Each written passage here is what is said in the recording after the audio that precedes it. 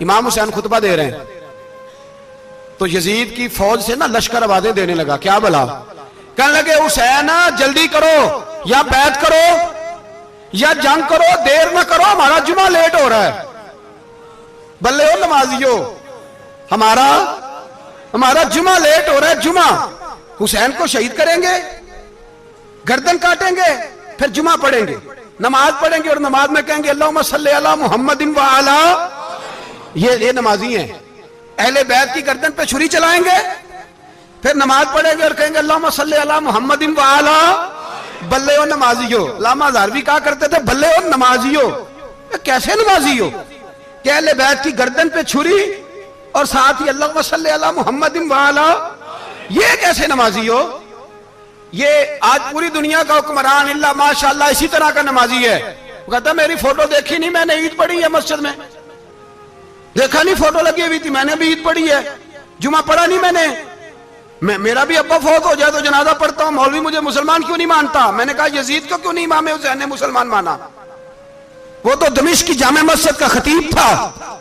امام حسین نے سبق دیا ہے، سبق کہ زانی شرابی کو حکمران بنایا جا سکتا، پر میں کیا کروں، کلیجہ پھٹتا ہے، روح کامتی ہے، دل تڑپتا ہے۔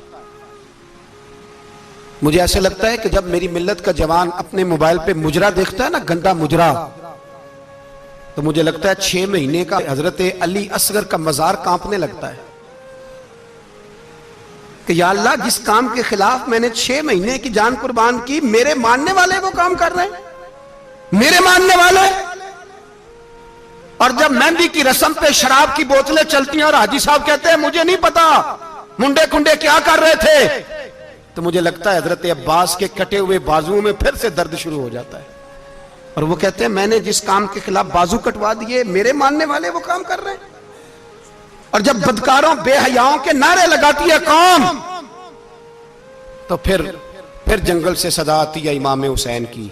پھر حسین کہتے ہیں کہ نہیں، ابھی کربلا ختم تو نہیں ہوئی، حسین ابھی کربلا میں، حسین ابھی بھی جب اور یہ میں سب کی بات کر رہا ہوں، پاکستانیوں کی نہیں، صرف سارے حکمران، بہت سارے جو اسلام کا دعویٰ کرتے ہیں، وہ جب جہاز سے اتر کے دوسرے ملک میں جاتے ہیں تو جبے کے نیچے سے پینٹیں نکال لیتے ہیں۔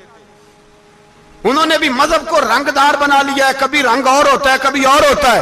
خدا را امام حسین کو تڑپاؤ نہ، خدا را شرابیوں کو ووٹ دے کے، ظالموں کو ووٹ دے کے، اور یہ سارے ہی ایسے، میں کسی ایک کی بس، سارے ہی ایسے۔ یزید نے بھی کتا رکھا ہوا تھا، اس کے بھی ساتھ سویا کرتا تھا، آپ کے بھی کئی سیاستدانوں نے پالے ہوئے۔ یہ سارے تماشے کرنے والے، جانوروں کی لڑائی دیکھنا بھی حرام اور کرانا بھی، یہ سارے ایک ہی رستے میں، یہ سارے ایاک نعبد و ایاک نستعین، کوئی ایک آیت پڑھ لیتا ہے، اس کے بعد ڈھول بجانے، عورتوں کے ناچ کرانے شروع کر دیتا ہے۔ یہ ایاک نعبد و ایاک نستعین کا ترجمہ ہے، تماشا بنایا ہوا ہے۔ اور وہ جن کا بڑا دعویٰ ہے کہ ہم نے بڑی مسجدیں بنائی ہیں، اتنی رسوائی کے بعد بھی انہیں شرم نہیں آئی کہ کتنے رسوا ہو گئے۔ ابھی خیال کریں، ہمارے ملک میں تو ایسے ٹاؤن بنے ہوئے ہیں جنہوں نے سب سے بڑی مسجد بھی لاہور میں بنا دی، اور کچھ دنوں کے بعد انہوں نے کہا جشن بہاراں بھی بناؤ، پتنگ بازی بھی کرو، سارے کام ہی کرو، راضی رہے رحمان بھی، خوش رہے شیطان بھی، معاذ اللہ۔ امام حسین نے اس سوچ کے خلاف جہاد کیا ہے، فرمایا نا لا الہ الا، دوسرے کی گنجائش ہے نا، شرابی کی گنجائش ہے، اس لیے کہ لا الہ الا، مسجد ہوگی تو پھر کلب نہیں ہوگا، لا الہ الا اللہ۔ اگر اللہ کا نام ہوگا تو پھر بدکار بے حیا کی گنجائش ہے، اس لیے کہ لا الہ الا اللہ، وحدہ لا شریک، دین میں کسی گند کی گنجائش ہے ہی نہیں۔ یہ فکر ہے امام حسین، یہ سوچ ہے۔ ہمارا حکمران کہتا ہے مولوی صاحب نماز پڑھنے سے کس نے روکا ہے، سارا دن پڑھو۔ ہم بھی مسجد بنا کے دیتے ہیں، ہماری طرف سے 5 کلے زمین میں بناؤ، ہمیں نہ چھیڑو، شراب کباب بند نہ کراؤ۔ آپ دیکھ لیں دبئی کے اندر کیا ہو رہا ہے، شیخ زید اسلامک سینٹر بنا، اتنی بڑی مسجد دیکھنے کو دل کرتا ہے، لیکن چند کلومیٹر پہ کلب بھی بنا ہوا ہے، سارے تماشے۔ بس امام حسین نے کہا ہے کہ مسجدیں بنے گی، کلب نہیں بنیں گے۔ یزید کہتا تھا مسجد بھی بناؤ اور شراب خانہ بھی بناؤ، امام حسین نے فرمایا نہ، شراب خانہ نہیں بننے دوں گا۔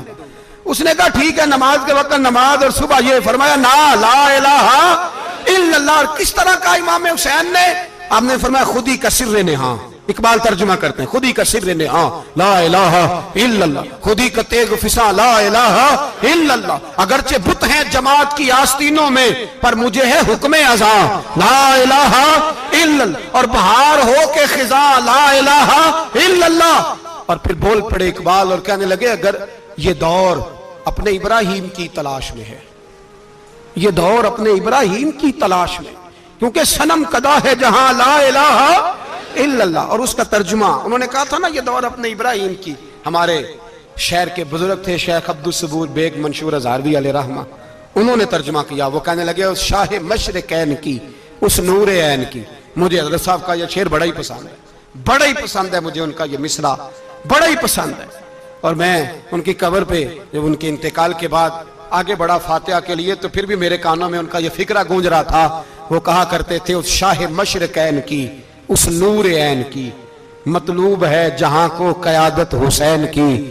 ہر سو یزیدیوں کا زمانے میں زور ہے, ہر سو یزیدیوں کا. دیکھو بزرگ کیا کہتے ہیں, ہر سو یزیدیوں کا. ایک یزید تھا نا, ہر سو یزیدیوں کا, اس شاہ مشرقین کی, اس نور عین کی. مطلوب ہے جہاں کو قیادت حسین کی. ہر سو یزیدیوں کا زمانے میں زور ہے, منشور آج پھر ہے ضرورت حسین کی. میرے بھائی امام حسین اب پتہ کیا کیا کریں, ایک معروف نعرہ ہے امام حسین تو زندہ باد ہے, اور انشاءاللہ وہ پہلے بھی زندہ باد تھے, قیامت تک کی زندہ باد ہے. حسین ہی تو زندہ باد ہے. آپ کو سچی بات بتاؤں, حسین ہی تو. اور قیامت میں جب کسی نے اٹھنا ہوگا نا, اٹھنا, آپ یقین کریں جب کمر جھکنے لگتی ہے امام حسین کا نام سامنے آ جائے تو سیدھی کھڑی ہو جاتی ہے. حسین تو علامت ہے کھڑے ہونے کی. اور دنیا میں قتیل اس سا منافق نہیں کوئی جو ظلم تو سہتا ہے بغاوت نہیں کرتا. یہ امام حسین نے ہمیں بتلایا ہے کہ وہ منافق بے ایمان ہے جو ظلم سہے اور چپ کرے, یزیدی کے خلاف کھڑا نہ ہو. اس لیے ہم کہتے ہیں ہم سے نہ رقم ہوں گے قصیدے یزید کے, ہم لوگ تو حسین کے سیرت نگار ہیں. یہ کیسے زندہ باد, یہ نعرہ ضروری ہے. مردہ آباد, اس نعرے کی ضرورت ہے, اس نعرے کی. حسین تو زندہ باد ہے لیکن حسینیت زندہ باد. اور مردہ آباد کیا ہے؟ اس لیے کہ یزیدیت بھی مری نہیں, یزید مرا پر یزیدیت وہ سسکتی ہے, دم توڑتی ہے, پر کسی نہ کسی رنگ میں, کسی نہ کسی کی شکل میں اٹھ کھڑی ہوتی ہے. اسی لیے اقبال نے کہا ستیزہ کار رہا ہے ازل ستا امروز, چراغ مصطفی سے شرار بو لہبی. اس نے کہا ہر جگہ کہیں نہ کہیں حضور علیہ السلام کی روشنی سے کوئی نہ کوئی لڑنے کی.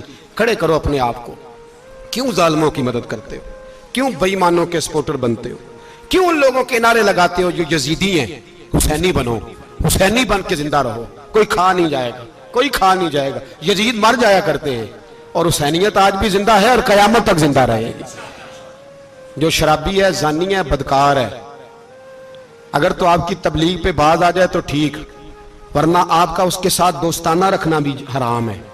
کیا فتویٰ دیا میں نے؟ حرام ہے, حرام. اگر آپ کا دوستانہ ہے تو پھر 9-10 محرم کو دیگ نہ پکانا چاول کی, اس لیے کہ امام حسین کو تیری بریانی کی کوئی ضرورت نہیں. تیری باسمتی اور چھوٹا گوشت سنبھال کے رکھنا گھر میں, کوئی حاجت نہیں. اگر شرابی, کبابی, زانی, بدکار سے دوستانہ ہے, اگر محلے کے غریبوں کو گالی دینے والوں کے ساتھ تیری دوستی ہے تو پھر 10 محرم کو چاول کی دیگ بالکل نہ پکانا. اس لیے کہ یہ کوئی تماشا نہیں کہ دوستی قاتل سے بھی مقتول سے یارانہ بھی, کوئی مطلب نہیں اس بات کا. امام حسین کو ماننا ہے تو پھر ڈٹ کے مانو, مظلوموں کے ساتھ کھڑے ہو جاؤ, غریبوں کے ساتھ کھڑے ہو جاؤ, برما کی بات کرو, برما کے مسلمان کی بات کرو, فلسطین, کشمیر, ان سب کے حق میں مسلمان اس وقت کھڑے ہوں گے جب سوچ حسینی ہو جائے گی, جب نظریہ حسینی ہوگا پھر کھڑے ہوں گے. 10 محرم ضائع نہیں کریں. اہل سنت کی علماء جہاں جہاں قرآن و سنت کی روشنی میں امام حسین کی بات کریں, جہاں جہاں بھی کریں, وہاں جا کے شریک ہو. ہم بھی ہر سال بیٹھتے ہیں امام حسین کی یاد منانے, اور اس طرح بیٹھتے ہیں کہ حسین ہمارا ہے, حسین ہے, اور انسان کو بیدار تو ہو لینے دو, ہر شخص پکارے گا ہمارے ہیں حسین. اللہ ہمیں امام حسین کی سوچ عطا فرمائے. 10 محرم عشاء کے بعد 10:30 بجے تک آپ حضرات تشریف لائیں. آخر دعوانا ان الحمدللہ.